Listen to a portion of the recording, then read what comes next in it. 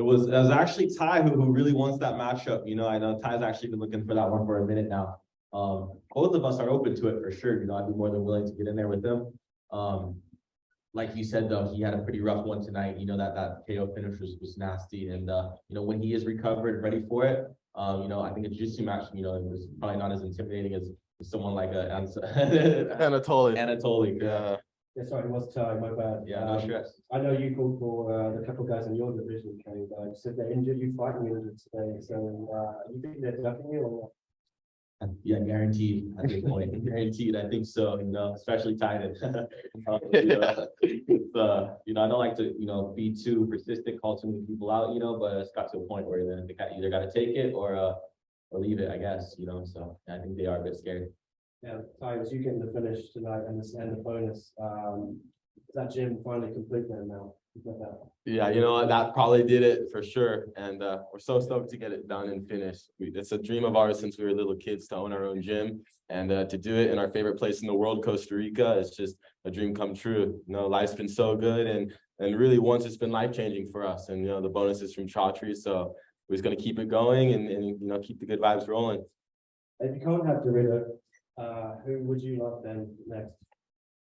No, I haven't really thought that far, to be honest. Whoever, my brother has the 170 belt, and I can still make it down to 170 with some time. But I want to be fighting for a belt, and my brother and I can have a match at some point for sure. We can market that, and it'll be a crazy, absolute barn burner of a match. I'm technically 0-3 against him in competition, so I think I want that one a bit more than he does. Yeah. But for me, I want to get maybe starting at 185-pound division, and get the belt for there. And then that doesn't work out. I'm open to fighting anyone. My thing, I love fighting big guys and beating bigger people. I feel like that's the true essence of jiu-jitsu. With pure technique, you should be able to beat someone no matter the size. So really anyone in the world, the bigger, the better. I mean, I know I've got a few brothers, and anytime I see them getting the spotlight, sometimes I feel real jealous. I know you're not like that, but seeing him in the co-main events tonight with the big belt, it's a part of you just really.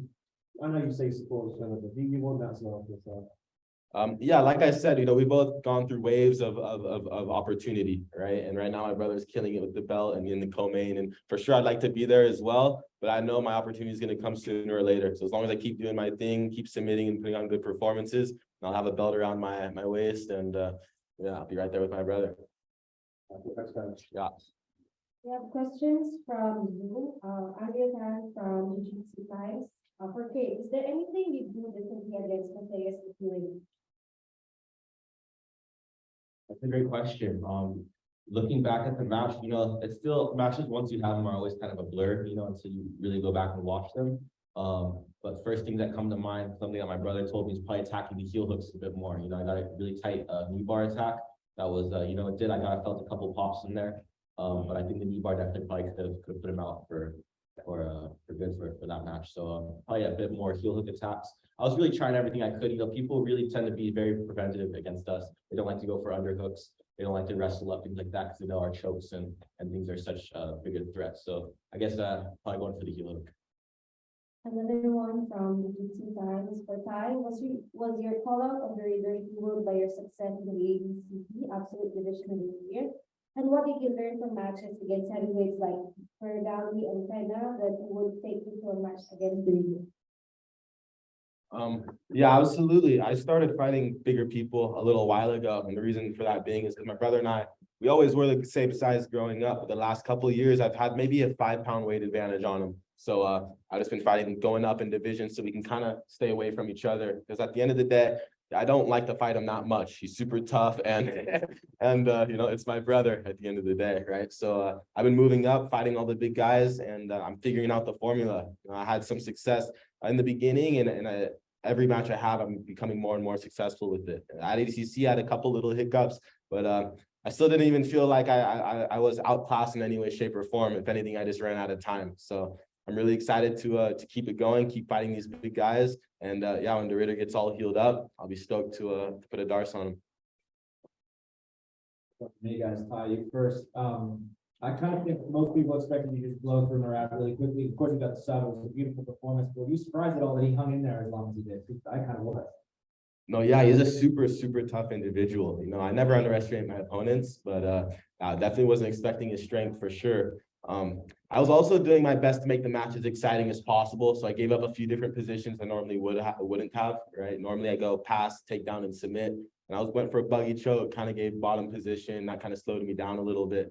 But yeah, my goal every time I step on the mat is just to give the fans something that they haven't seen before, or something that, you know, really gravitates their interest. So yeah, the match definitely took a little bit longer than I thought, you know, but yeah, it was a really good match, and he's a super tough individual. You know what? A lot of respect to Murat for accepting the match even. You know, I'm pretty much in my prime right now. I still got, you know, I feel like a couple more years even to be in my prime. And he's I don't want to say he's older, that's kind of disrespectful, but he's been around a long time. And you know, and also we met at a catch weight on top of that, right? So, you know, he's an absolute beast, and I got a lot of respect for the guy. So I hope to see him again in one and smashing it. And then another one for both of you, I guess, Dave, you can answer this one since you just had a turn. You know, we get to see you guys fight, we get to catch you at these both like press conferences, but like, what are the moments backstage like after you both win? What do you talk about? I mean, how does that look for those of us who don't get to see that part? For sure. You know, my brother and I think we, you know, in the most humble way possible, we see ourselves as the best in the world at our weight, you know. So the first kind of discussion we had after both of our matches were what were our mistakes, you know, and we made sure to tell each other our mistakes. We're never too shy about that. And I told him, don't do that DAR celebration unless you DAR someone. He's like, that's my signature though. So we're always pretty truthful with each other. And I guess yeah, the first thing is always fixing our mistakes.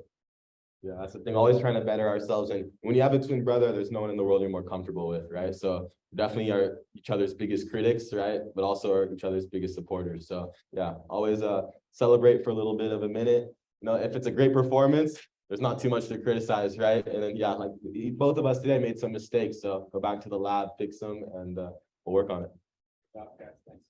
Hey, congratulations on it. Did you talk us through that, you know, video game move you did? You twisted up in the air, you ended up catching Gabriel's heel. Yeah.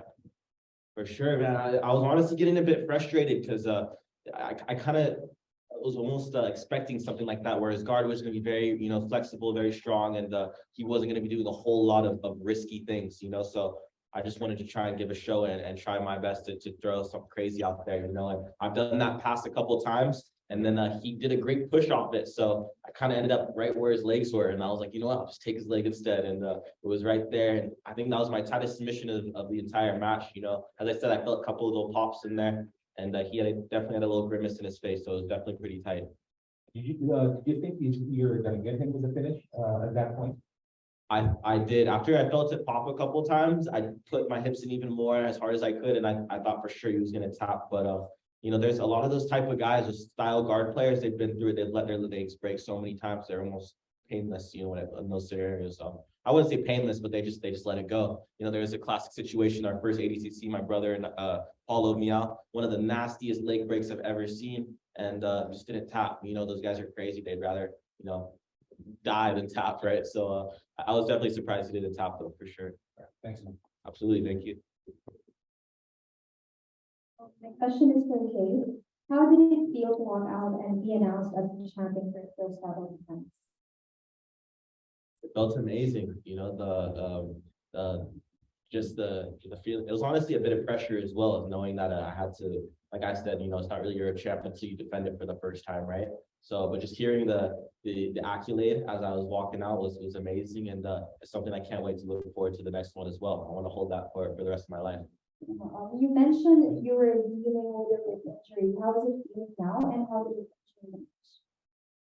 To be honest, it felt good during the match. You know, my adrenaline kicked in, and that's something I gotta thank the competition for. A lot of the times you don't feel your injuries with the adrenaline and all that, you know. And I'm feeling it's not too bad right now. I feel it especially when I hinge over my right side, but just cruising right here, I don't feel it too bad. So thankful for that. Definitely want to get some work done on it when I get back home, and coming strong for the next one. So let's have one more question, please. Okay, so question for Tye. You mentioned in the post-fight interview that you wanted to go for the signature Ruotolo move, the dark chart, the button chart, but you weren't successful and you ended up winning by a wrist lock. Is the wrist lock going to be the next evolution of the Ruotolo game? Man, shout out Pete the Greek, wrist lock the world. I got a good friend, Pete, man. He's the king of the wrist locks. So yeah, I definitely, when I had him in the triangle, I could have gone immediately to the arm bar, but I wanted to almost do that as a tribute to him. He's such a good guy, Pete. So yeah, I threw in the wrist lock, and it's a super tight submission. You know, we definitely got to keep evolving. I got to get back to the lab with Pete so he can show me some more stuff.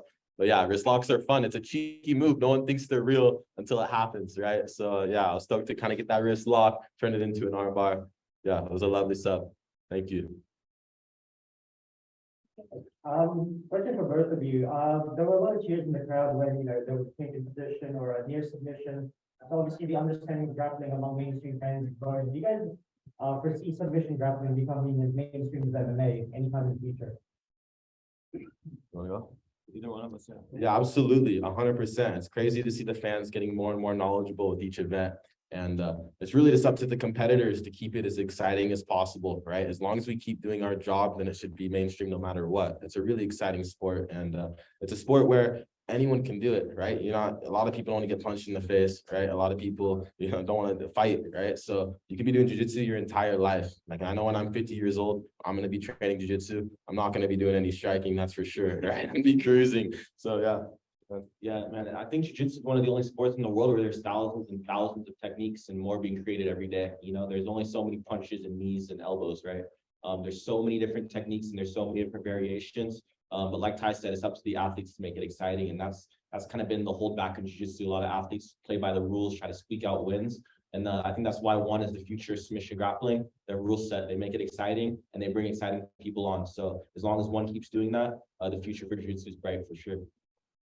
Last two questions from Zoom for Kate. There's a trend recently in one where champs move around in weight class. We know you plan on getting a second bout in MMA, but will you stick to your own division or bounce around? For the submission grappling, I reckon I'll try to, you know, defend this belt as much as I can. Stay here for now, especially that my brother is in the division above me, possibly taking on all the big guys right now. As far as MMA goes, I reckon I'll be fighting about 170, possibly even get down to 155 too. We'll see. But yeah, honestly, that we'll see with time for sure. Yeah. Okay, last question for Ty. What's one thing all fans should know about you? The first thing people should think of when they hear the name Tye Ruotolo. I hope exciting. That's my main goal, is to be exciting and respectful at the same time. That's what jiu-jitsu is all about, is showing respect to your opponent and going for the kill. So that's what I want to represent. I want to represent jiu-jitsu to the highest form possible. And yeah, I like to think we're doing a good job. Got to keep it going.